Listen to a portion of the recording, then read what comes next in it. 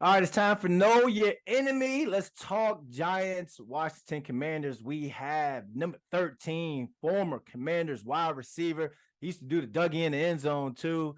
Now he's one half of the Believe in Commanders podcast. We have Anthony Armstrong. What's going on, my man? What is going on, man? I appreciate it. That's a good intro, man. I appreciate that. All those classes, all those hosting classes in LA I had to pay for during my CFL offseason. It's good to know that I'm getting an ROI right now. All right, man. You believe in Commanders podcast. Let's see how much you believe in your Commanders this week. You're coming up to New York or New Jersey. Let's talk about offense versus defense, man. When the Commanders are on the ball, Sam Howell steps up and he's lining up. How do you see Eric Bieniemy and this Commanders offense attacking Wink Martindale's defense? They need to find a way to run the ball, one, and two, prepare for the blitz that they're going to get from Wink Martindale. The recipe for teams against Sam Howell has been all about pressures and giving him different looks and not allowing him to be in rhythm. Every time he has sacks, he holds the ball a little bit longer than he generally does. I mean, he's in a quicker range whenever he gets the ball out fast, but when they confuse him, when that look isn't what he thought he saw, he makes mistakes, holds the ball a little bit longer, and then you see the sack numbers are high for this team. Well, when you see this Giants defense really struggling to stop the run, do you see Bieniemy kind of protecting the quarterback by running the ball with the Brian Robinson and the trio of running backs they have in the backfield? And I think the way that you saw Brian Robinson ran physically and angry on Sunday against the Falcons, and the way that Chris Rodriguez came in and really was Yeah. a bulldozer as well, it gives you that good change of pace. And I've been looking for that. I think the Commanders team needs that power running back that's just going to allow you to get 3, 4, 5 yards when you need it, when it's late in the game, and it helps you build out that play action passing and get the ball to your playmakers outside. Oh, let's talk about those playmakers, man, because it's October 18th. October 31st is Halloween, but on Sunday, Scary Terry comes back to town. He's a guy that has absolutely terrorized every single secondary that he's faced with the 50 million quarterbacks that he's had throwing him the ball. You throw in Dotson, you throw in Samuel. How did these receivers attack this Giants secondary? Man, I think they have to be patient and understand that they're going to get their shots when the running game is really getting to go. And it's going to bring safeties down, and they're going to be able to get big chunk plays. And I love the one thing about Sam Howell is that he's extremely accurate with his passes. He Mm-hmm. will put the ball exactly where you want it to be. And you know, as a receiver, if the ball is placed right in front of you where you can make your turn without losing any momentum, that makes you a very, very dangerous player after the catch. And that's what you have with all three of these guys. And the creativity of getting the ball to Curtis Samuel in unique ways and having just the savviness of a Jahan Dotson and a Terry Yeah. McLaurin outside. It's a hell of a matchup that I think the Giants secondary needs to make sure they pay good attention to.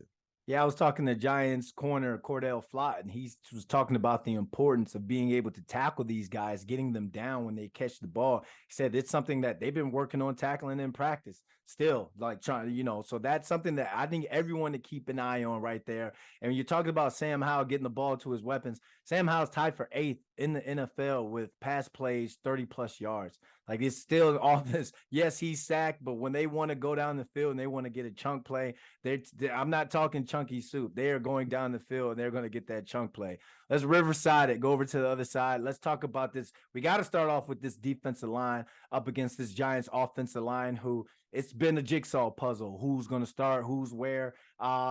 Commanders D line versus the Giants O line. What do you like?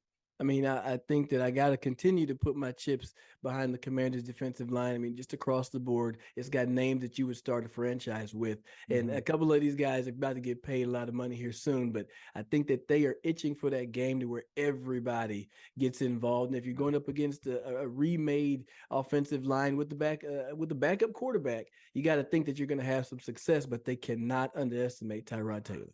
I mean, the he's a hooper, Mr. Virginia Hooper, and he is dangerous in the pocket. He can navigate his way through the pocket and then run for a lot of yards. And Commanders fans, really, you've had some trouble against mobile quarterbacks in the past. So this defensive line needs to get after the quarterback, but do it responsibly. Yeah, the Giants did a great job going empty last game. You didn't see them run too much of that before that Buffalo game, and the Giants' offensive line kind of held up. And even when it did break down, Tyrod Taylor was able to kind of get out of the pocket or extend the play a little bit to make some tough throws. And he showed grit absolutely show grit. If you're Mike Kafka, Brian Dable, how are you attacking this Jack Del Rio defense? I think that the first matchup is looking at that linebacker position, Jamin Davis, Cody Barton, and then they just added back in Kaliki Hudson to how they're going to match up with Darren Waller. I think they brought him in and they invested a lot in him because they see a lot in what he can do. And he's a dangerous player, one of the most athletic tight ends in the league, and he can create a lot of fits for this linebacking core. Because frankly, when you look at the receivers lining up and then having to pay attention to Saquon Barkley, he's going to get some one-on-one opportunities. If you get a little bit too nosy in the backfield, now you have a very fast player running downfield wide open, and it could be touchdown Big Blue. Are you worried about some of the chunk plays and some of the, I guess, mental mishaps that this Commanders secondary has had? They've had, a bunch of receivers have gotten behind that back end. Talk to me about that. Is that something that they've been open about on needing to adjust or get better at? Oh, they know it. I mean, it's one of those things when you look at the fact that the meme all week was when Atlanta traded for Van Jefferson that they weren't even going to throw him the rock, and then line up against the Commanders and they trying to go bombs over Baghdad to this guy. Now you got to understand that I don't want this to become a trend where teams start to, get off to a good start against the Commanders. And it could be one this week. I mean, Jalen Hyatt, extremely fast player. He can get behind your secondary quickly. And Tyrod will take that shot. He will put the ball back deep into the secondary. And when you have injured players, now you have different players, different type of communication. Derek Forrest not in. You got Danny Johnson playing a little bit more, right? So how is that communication going to work? Are people really going to be dropping back into the zones that they need to be?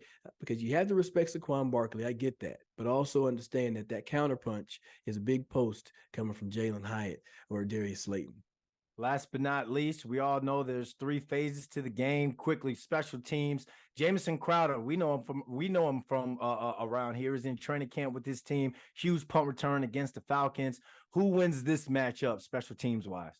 You got to get your chips to the Commanders. I mean, Jamison Crowder had a great return last week against the Falcons, and generally, special teams momentum works week to week because now the special team coach feels good. That special teams unit starts to feeling good and start to feel good about themselves. And Jamison Crowder has brought the spark to this team that they've really needed from that position. And I know at the end of training camp, they had one player, and I said, that's fine. At least he's going to be able to field it. But once they picked up Jamison Crowder, Commanders fans knew they were going to get a little bit more out of that punt return unit, and it paid off on Sunday. Last but not least, tell the people where they can find you and shoot the podcast. Shoot. Go ahead. Tell the people, go check out the podcast. Yeah, absolutely, man. Check me out on the BLEAV in Commanders podcast on all your favorite streaming platforms. I'm on Twitter, Instagram. It's @Rated Armstrong. Hit me up, holler at me. I love to talk golf, whiskey, a little real estate. You name it, man. We got it all covered over there. We multifaceted. All right, I'm gonna have to turn off the Zoom now. We talked that whiskey, man. But thanks for jumping on with me, man. All right, man. Appreciate you having me.